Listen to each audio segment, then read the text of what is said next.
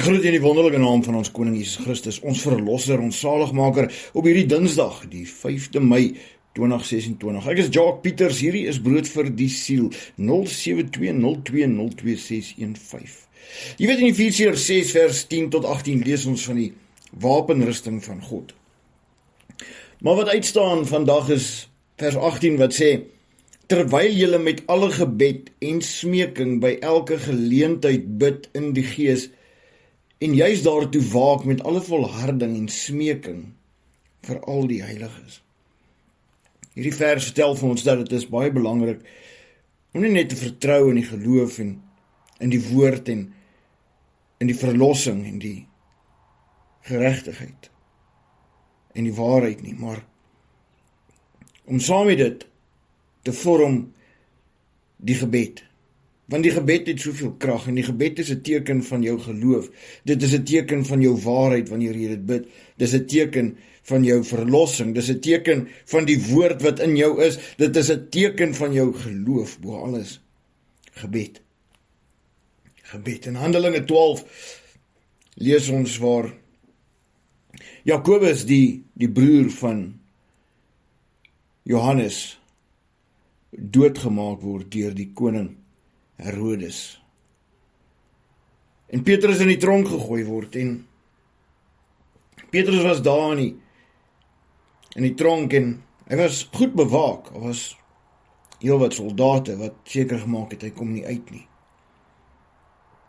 Maar vers 5 sê, so is Petrus dan in die gevangenis bewaak, maar daar het 'n aanhoudende gebed tot God deur die gemeente vir hom opgegaan. Nie 'n gebed nie. Nie 'n kort gebed nie, nie 'n gebed in die kop nie, nie 'n gebed hier en daar nie. 'n Aanhoudende gebed het opgegaan. Van 'n groep mense wat bymekaar gekom het en vasgestaan het in wat hulle glo. Aanhoudende gebed het opgegaan. En toe Herodes hom wou voortbring,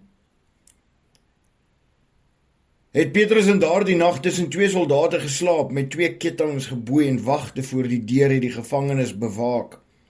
En met eens staan daar 'n engel van die Here by hom en 'n lig skyn in die gevangenis. Toe slaan hy Petrus op die sy, maak hom wakker en sê, staan gou op. En die boeie het van sy hande afgeval. En die engel sê vir hom, omgord jou en trek jou skoene aan, en hy het dit gedoen. Verder sê hy vir hom, gooi jou boekleed om en volg my.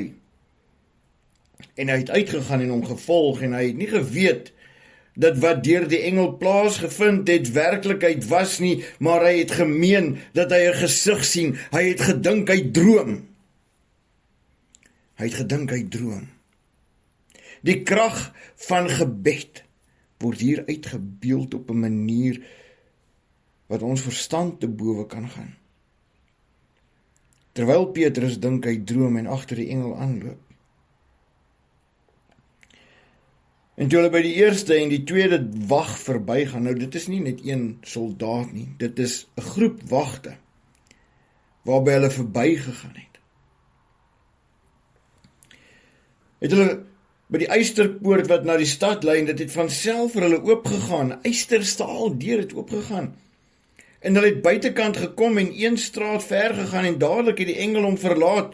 Toe kom Petrus tot homself en nou weet ek waarlik dat die Here sy engel gestuur en my gered het uit die hand van Herodes en uit al die verwagtinge van die Joodse volk.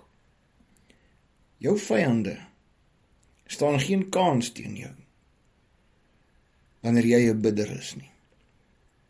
Jou vyande staan geen kans teen jou as jy bereid is om jou Bybel te lees, sodat jy jou swaard kan dra wat die woord is.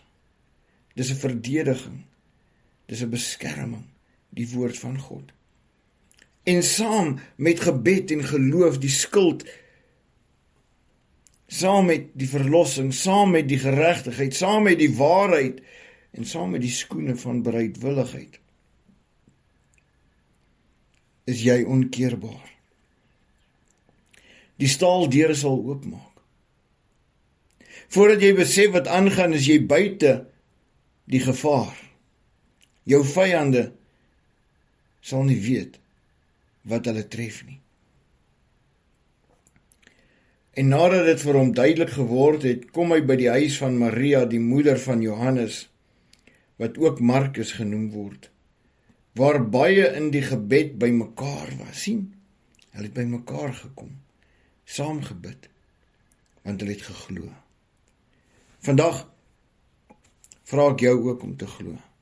Ek vra jou ook om bereid te wees om in gebed in te tree. Om te bid vir ander. Nie net vir jouself nie. Bid vir ander. En jy sien hoe maak die deure oop. Dis ons plig. Nie net om ons wapenrusting te dra nie, maar om te bid vir mekaar. Om mekaar op te dra. Nie om selfsugtig te wees en net aan onsself te dink aan ons eie tekortkominge nie, maar ook dat die deure vir ander kan oopgaan. Mag jou gebed vandag kragtig, waardig en waardevol wees vir iemand anders. Mag daai staal deure wat geslote was oopgaan. Mag wie ook al in die gevangenis vasgevang is uitkom en verby die vyand stap sonder dat die vyand dit besef. In Christus Jesus naam. Kom ons bid saam. Vader, dankie dat u woord die waarheid is, dat u woord kragtig is en dat ons na u toe kan kom in gebed, Here, en dat ons weet en vertrou in geloof kan ons vas staan. Help ons om ons swaard te vergroot, dat ons nie twyfel of vrees nie, maar dat ons vas sal staan in geregtigheid en waarheid, in geloof in u woord, omdat ons in verlossing is. Ons dank u daarvoor. Vader, ek vra dat elkeen wat vandag hierdie boodskap hoor, 'n blydskap sal ontvang in hulle harte en 'n vergroting ontvang, omdat hulle weet dat ons gebede val nie op dowe ore nie, maar ons gebede gaan na die een lewende God, wat hemel en aarde gemaak het. Amen. Onthou, lees self jou Bybel, moenie toelaat dat die wêreld jou mislei nie. Groete.